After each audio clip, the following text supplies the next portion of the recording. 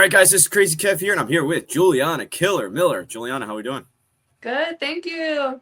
So, Juliana, we were just talking. You got a fight coming up. Talk to us a bit more about that matchup and how things are kind of going. Yeah, things are awesome. This is the first time in over 2 years that my body has been healthy, and I am so grateful to be feeling good, to be getting my muscles back, to be nice and strong. It truly is a blessing. My next match, my next fight is scheduled for May 3rd in Des Moines, Iowa.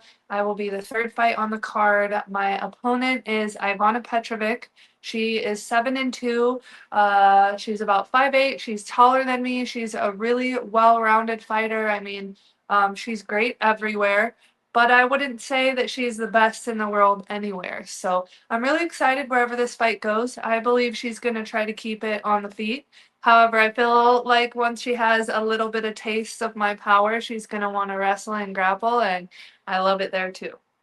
Yeah, no, that definitely sounds like a good fight, no doubt about it. And you kind of mentioned, how you kind of see this fight going. I mean, with that being said, I mean, if you pick up a big win, I mean, where do you kind of see yourself going? Do you want to kind of get that Carly fight rebooked, or have you even thought about that yet? Yeah, I haven't really thought about that yet, but of course, we have similar records, so I'm always open to it. It's really wherever the matchmakers have me when they have me. I'm not in any position to say no to a fight. When they give me a name, you say yes. And that's just where we're at this point in our careers. So whatever is next for me, I'm open for it. Yeah, no, that definitely sounds good. I definitely think that could be a fun fight in the future for sure. And with your training camp, I mean, who's kind of helping you kind of be the best version of you for this upcoming fight? Yeah, so I moved from San Diego to Spokane, Washington. I am now training with Team Sick Jitsu. Rick Little is the head coach. Big names you probably know that I train with are Michael Chiesa, Brady Heistan. It's a very wrestling, grappling heavy gym. So I love that. However, all the love back to my family and my friends in San Diego, 10th Planet San Diego. My grappling will always have their base. They will always have my heart. I did not leave in any mill manners. I left for personal reasons, and this is just where I'm training at now. Yeah, well, that's definitely awesome. No doubt about it. I'm definitely glad you have a good team around you. And with that being said, you mentioned you're getting a lot stronger in the gym. I mean, what are you kind of doing for your strength and conditioning to kind of be a lot stronger for your next fight? Yeah, so my strength and conditioning is actually done with a coach named Dylan Lemery. You can see his stuff online. It's called DL Training. And this is the first time in my life I've had very specialized strength and conditioning. I've been in tons of classes where you carry kettlebells and you do runs and this and this. However, now that I had access to the UFC PI, they took my numbers and they can see where you're strong, where you're weak, and then you can focus on your weaknesses to make those things stronger. So I'm really grateful that strength and conditioning has been very specialized towards me and what my body needs to be the strongest version of myself. Yeah, well, that's definitely awesome. I'm definitely glad you have a good team around you for that as well. And another thing I was curious about with you fighting in Iowa, I mean, have you ever been there? I mean, talk to us a bit more about what you're kind of planning to do there for the fight. I have never been in Iowa and I have no idea what to expect. I think the biggest shocker to me isn't going to be the location, it's going to be the size of the cage. I think that is one slight advantage for Ivana. She's used to these big cages, she's had a lot of fights. I've only fought in a big cage once, and that was in London. So I think that that's just going to be the biggest shocker to me is like getting used to how much space there is and how to close it. However, I've been working on my IQ and just getting smarter. I'm known for just biting on the mouthpiece and just bull rushing people. And this style came from the fact that I just like to fight. I don't think it's that fun to watch point fighters just like slip jab, slip jab. Like, I like the idea if you're gonna be locked in a cage, like, excuse my language, but fuck it, let's fight.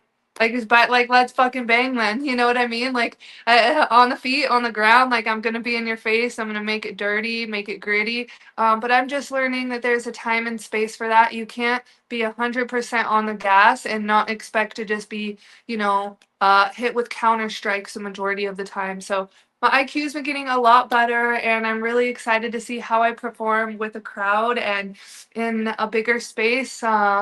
I love the crowd and I love people, so I think it's going to be a really fun energy. Yeah, no, I definitely think this will be a great energy and a good card for you to kind of spotlight on for sure. And another thing I was curious about as well too, you mentioned you've obviously had a long layoff, and now you're kind of back here. How active can we maybe see you in 2025? How many fights do you kind of plan to have? I would love to just keep fighting. If I could possibly rail off 3 in a row, that would be great, but to be honest, it's all based on what happens in there with your body, how much damage your body takes. Everyone loves to say, "I'm gonna get a quick finish and then, on to the next." However, I don't see Ivana Petrovic is a walk in the park. I think that she's very well-rounded everywhere, so my focus is 100% on her as she deserves it. Like, when you get to the UFC, everyone's at the top of their game. We all want to be there. Everyone has heart. Like, leading up to the UFC, you can win fights, you can win Ultimate Fighter with heart and grit. However, everyone wants to be in the UFC. Everyone wants to keep their job, and we're all fighting for our jobs every time we go out in the cage. So she's going to have heart, she's going to have grit. Now it's going to come down to skill, decision making, and fight IQ of who's going to come out the better fighter. Yeah, no, I definitely agree with you when it comes to kind of like your opponent. She's definitely a tough matchup. And speaking of it being a tough matchup, do you think she's maybe the toughest opponent you've maybe had in your MMA career so far? Oh, we'll find out when we're in the cage. Fair enough. No, I definitely hear you when it comes to that. And you're obviously mentioned you're on a pretty awesome card with Corey Sandhagen. I mean, what's kind of your prediction for the main event? How do you kind of see the main event kind of going? Oh my goodness. Well, as we all know, um, oh my gosh, I spaced on his name, but he's coming up. You know that he was the flyweight champion forever, and it's just like it always seems Figgy Biggie, yeah. Figueroa. Yes, sorry, I had a little brain fart. But Figgy is coming up from flyweight, and he has had some incredible wars with Brandon Moreno, and since moving up, he's actually looked really, really good. But that's something that I wonder is when you move up a weight, when you're fighting at the top of the top level, is size going to make a big difference, or is this where he should have been all along and he was killing himself for flyweight? So that's always interesting. I'm really excited to see kind of that size. And Sandhagen is just so well rounded. He's an amazing fighter. I got to see him live when he fought. He was on the main card in Abu Dhabi. And actually, that was when Mike finished Tony Ferguson on that card with a rear naked choke. I was in the crowd and I was going absolutely crazy until we saw that, wrestling was kind of made it a really hard fight for him. He wasn't able to handle his wrestling, and so we'll see where he's been able to improve from that. And I'm really excited to see the fight. Both those men are incredible athletes, and I'm lucky to be on the card. Yeah, no, I definitely think you're lucky to be on the card. And like you said, I definitely think it's going to be a fun matchup for sure. I actually don't know how it's going to go as well. Now, another thing I thought was pretty curious, or another thing I wanted to talk to you about, you're obviously a big wrestling fan. John Cena, he turned heel. What was your reaction when you saw that happen? If I'm being completely honest, I grew up on old school wrestling. So, I grew up in the DX, Shawn Michaels and Triple H era, with Big Show and Kane and Undertaker, like Edge being the bad guy. John Cena was still kind of up and coming when I was in my huge WWE era. I have not been the biggest fan as of lately because I didn't know about MMA. Now that I'm in the UFC, most of my time is film study, all kinds of film study. For instance, I just watched every single one of Dominic Cruz's fights, and man, in his prime, I think he could have still smashed everyone, whether it's like Marab or like seeing people in their primes are pretty crazy. So I actually did not know about that, but what I will say is I think that it's good when they switch good to heel and heel to good because it makes it entertaining for the crowd, right? Like whether they're booing you or whether they're loving you, it's all attention that you would love when it comes to WWE. If they're booing for you, you got to eat it up. And, I like that specifically because John Cena is supposed to be like this military man, and he was never actually in the military. So I'm like, why don't you find a pro wrestler that was actually in the military to play the military guy? So, like, I'm for it with him being the heel. I'll scream my boos and all in good spirit, though. That's awesome. That's definitely a good point with you mentioning the military. Now, with you mentioning the military, I believe you actually wanted to join the military at one point as well, right? Yeah, I did. After my first loss, I realized that, I loved grappling. I've always been a good grappler, and I was unsure if I had what it takes to be a professional fighter. I mean, when I lost that first fight, I had to find 5, 6 sponsors just to cover the cost of medicals. It's incredibly expensive to get your your eyes dilated. Like, we go through a plethora of blood work, and there's so much medicals you have to do, and when you're fighting on a lower level show, they don't cover any of it, and it is very difficult. So I was working 4 jobs. I was doing everything I could to make it into training. I was struggling. I couldn't pay for anything in California. I couldn't pay for my medicals. And it was really cool that I was able to find sponsors to do it. But then it was like I took a loss and I made $1,000. And I was just like 3 months of my life to make money that didn't even cover half of my rent. And I was just like, what am I doing? Like, I have no stability. I was turning 25. I was about to be dropped from my dad's health care. It was 26 at the time. And so I was just like, I'm always injured. I'm always struggling. I'm not making any money. Like, what am I doing? I wanted to be a stable adult one day. It was my vision to own a house and to be a successful member of society, not just like struggling all the time. And I've never had government help or help from family. Thankfully, I'm a really hard worker and I always seem to kind of figure it out on my own.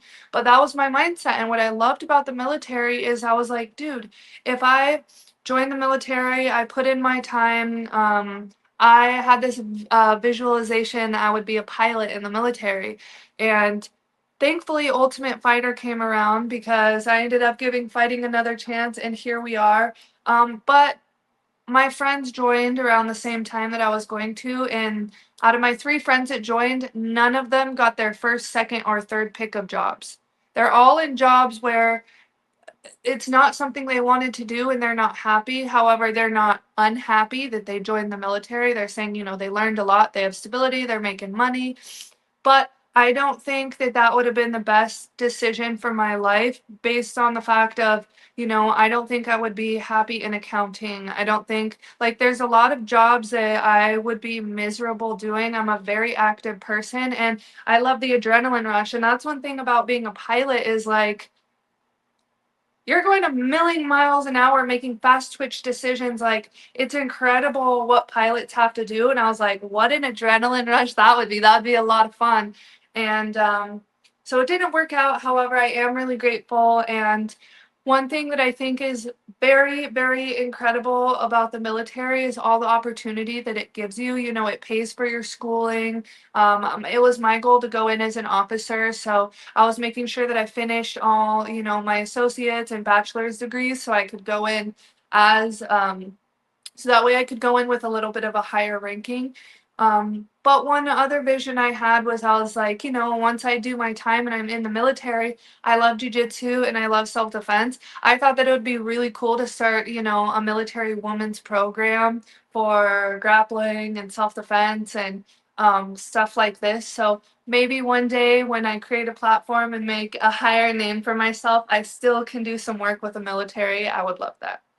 I definitely think doing some sort of like maybe like a women's self defense seminar for maybe women that were serving in the military, that could definitely be pretty awesome for sure. Maybe after your big win, Yeah. yeah, your name could start pumping up a little bit more. That'd be awesome. So another thing I was curious about as well too. You mentioned you were watching Dominic Cruz's fight film. What'd you kind of learn after watching his prime and seeing all those awesome fights? Oh my gosh, like Dominic Cruz is so swifty the way he moves, and honestly, he had some of the best wrestling. Like, his wrestling was so far above his time. And one thing is, like, Dominic had to overcome a lot of injuries, which pulled him away from competing at his prime, and he was still able to fight his way back and become the champion.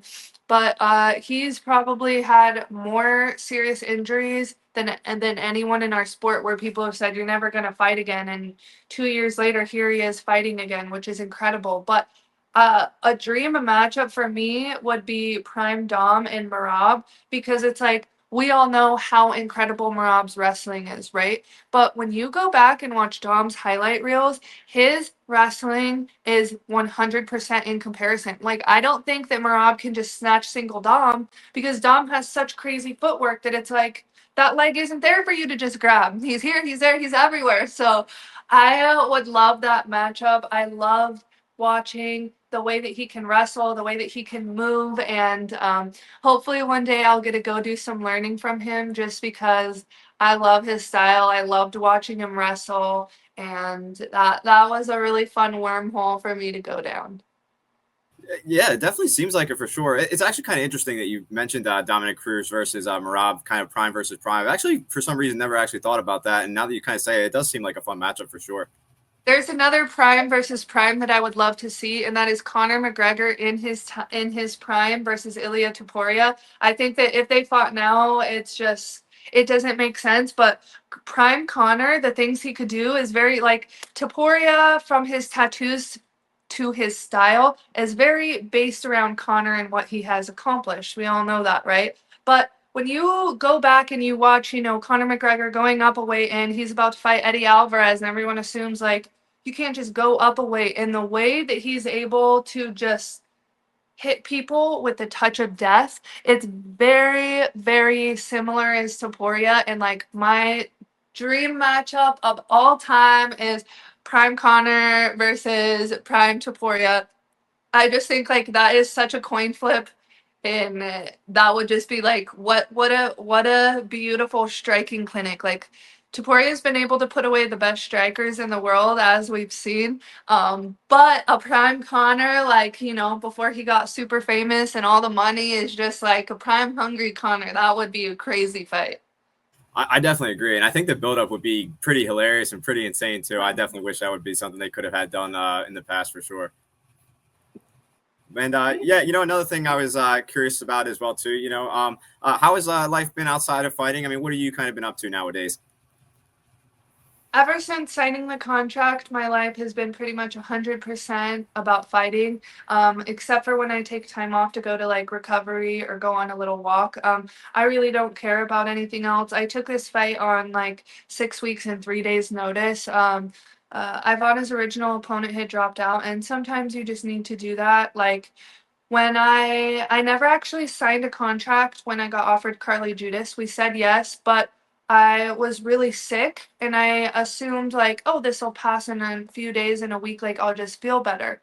It turns out that I had some severe internal health issues that I got really sick. I was hospitalized for a week. Um I was unable to continue, so I never signed the contract. And I let the matchmakers know within a week what was going on. That the doctors had told me, I can't train for 2 weeks, or I'm going to end up back in the hospital. I just had, I was battling through some internal stuff, and it made me hungry though. And I saw the girl step up. She's an absolute monster from Contender. However, the thing is that was a terrible matchup for her to face Carly. Why? Because she's short and she's an orthodox striker who hits people with big looping hooks, which is powerful. But you can't go against a tall, lean head kicker and think that you can throw a looping hook without getting kicked in the face. Like, it was just a matchup nightmare for that girl. And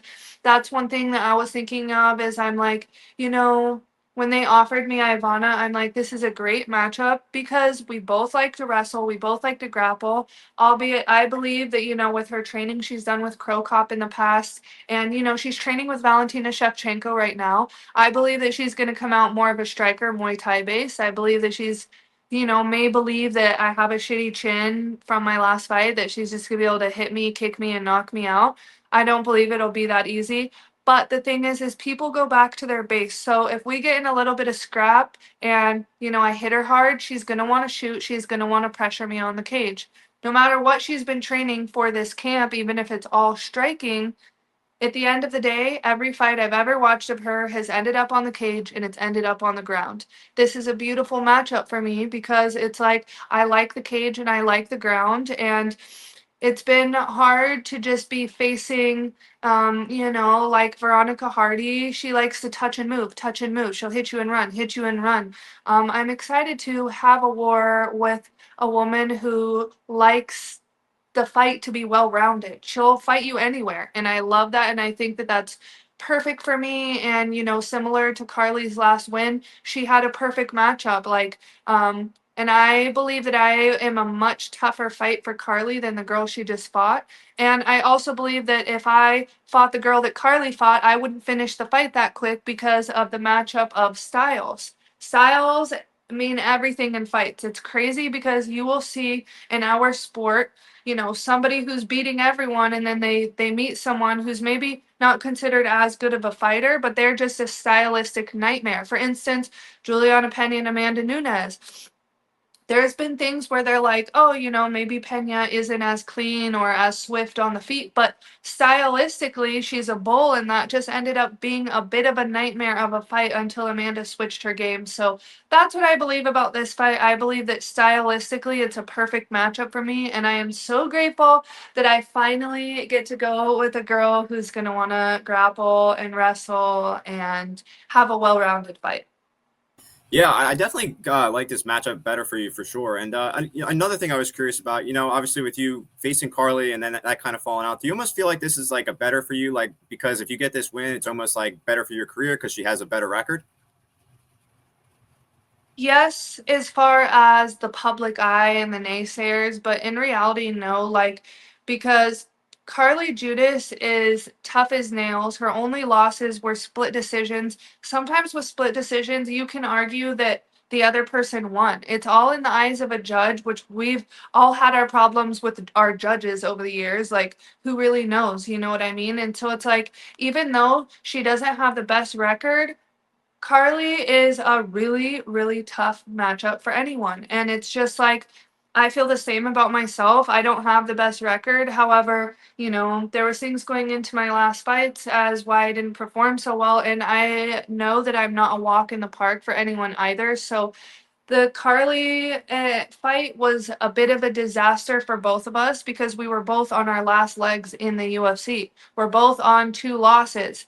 For that fight, it's like winner stays and loser gets out of here. Now that they switch us up a bit, we both have an opportunity to perform with some cool highlight reels. And when we face each other later on in life, it's still going to be just as scary of a matchup. However, it's going to make a little bit more sense because the loser's probably not going to have to kick rocks right away. You know what I mean? Like, we're both so young in our careers that it almost makes sense to like let us fight a little bit and give us a matchup where we can perform well instead of two people who are kill or be killed, who are nitty gritty, and then one of us got to get out. I truly feel we're both going to have our highlight reels now, and later down the road, I know that we're going to meet up again, and I have a lot of respect for her, but I'm so grateful that now I have an opponent who, like I said, will wrestle and grapple. Yeah, no, I definitely think that's definitely a good mindset and good outlook that you kind of have with this fight, no doubt about it. And another thing I was curious about, back in the days with the UFC, they sort of had like that flyweight purge. There would be a lot of fighters that would come into their fights knowing this could be their last fight. And like you mentioned, where if you were facing Carly, if you lost, that could have been your last fight in the UFC. Do you use that kind of like mentality as like motivation, or is that kind of like eat at you at all when you're training? Talk to us a little bit more about what kind of goes through your head when you have that thought. Yeah, it doesn't matter who I face. This is my last fight if I can't perform. UFC is all about performance, and there are women who have lost more than three then stayed, and there's women who have lost two or less and been kicked out. As far as me, I'm well aware of my position right now that I am fighting for my job. However, this fight, I'm trying to not look at it as just a win and a loss. I'm looking at as an opportunity to perform. I think what made me so, so mad and heartbroken and hating myself about my fight with Luana Santos, it wasn't that I lost per se, it was that I didn't perform. I went into that fight and I was injured. I ended up in an emergency surgery, within a month after the fight. And I was just mad at myself because I'm like, I I didn't trust my intuition. I just kept thinking like, "Oh, I'm being a pussy. Oh, excuse my language, but oh, I'm a bitch." Like, it doesn't matter if something hurts, you go. Especially an Ultimate Fighter, you know, you're in there for 6 weeks, you have 2 fights, and shortly after you have your third. It doesn't matter if you're injured. You better step up and fight, and you better win, because if you don't, you know, you're not making it to the UFC and you're not continuing on in Ultimate Fighter. I had the same outlook when I was in the UFC. But here's the thing, once you get here, you don't have to rush your performances. You have an opportunity to be at 85, 90%. No one's at 100, but you have an opportunity to be the best version of yourself. I didn't take that opportunity and I kept saying, I want to fight, I want to fight, I want to fight. And then that's why I was able to slow down. And I'm like, dude, if I'm sick, if my body's not functioning, if I'm in the ER, like, I'm not fighting because it's not worth it. Not only because you're probably going to lose, but because you're not going to perform. You're not going to perform to the athlete that you are. And this fight, that's all I want and expect of myself is I want to go out there and I want to perform the best of my ability. I'm going to be healthy. I will have all 4 of my limbs to be attacking, to use for catches. And I made some promises to some people surrounding whenever I go into my next fight. And that's one thing that is helping relieve the pressure off of myself is just that, like, anything can happen in this sport. But if I do all my preparation right, I follow my diet, I show up to my practices, if I put my best foot forward and I'm healthy and I'm at the top of my game, I don't think there's hardly anyone in the division that can just wipe me like a walk in the park. I think that I'm a nightmare for anyone when I show up healthy. So I really just get to test my level and see where I'm at. And, if I go in there healthy and I just am absolutely destroyed, then I'm not at this level. Similar to what Molly McCann said. If you're at this point in your career and people are just smashing you, like, maybe you need to figure something else out. And so to me, this fight is about testing myself and seeing the level that I can perform. And it makes me feel a little better because I know what I'm capable of when I put in the work, when I'm in a healthy mental state and a healthy physical state. Yeah, no, I definitely think this is a great outlook to look, and I'm glad you're kind of looking at everything like that. I think that's a positive way to do it, no doubt about it. And Juliana, it's always awesome talking to you. Thank you so much for coming back on the show. I mean, what's maybe your final message out there for the fans watching this interview? Yeah, I would just like to say thank you to everyone who has supported me, who's been watching me throughout Ultimate Fighter. Thank you to all the haters because you still bring more attention to the sport, whether you're loving or hating. Um, a big hug and a prayer and love to my grandma, the woman who raised me. She's in heaven. I hope she'll be watching my next fight. From there, a huge thank you to my sponsors. A main one has been the Bioperformance Institute, and basically what they have is a hyperbaric chamber. When I was really, really deathly sick, I was getting in the hyperbaric chamber all the time. This hyperoxygenates your body and it helps your cells repair from the inside out. And I truly believe that thanks to their help, my body is healthy again. And so that sponsor has been nothing short of a blessing. I'd like to say thank you to Rev Gear. I have this energy drink. It's called Kinetic. And what I love about it is it has no caffeine and no sugar. It has no crash. It won't keep you up at night. It uses ketones for energy, and it's been a blessing because sometimes I'm tired before my night practice when it's your second training of the day, and I can literally drink this, pip right up, be ready full of energy, and it doesn't affect my sleeping at night. So, for anybody who's sensitive to caffeine, I recommend them trying that.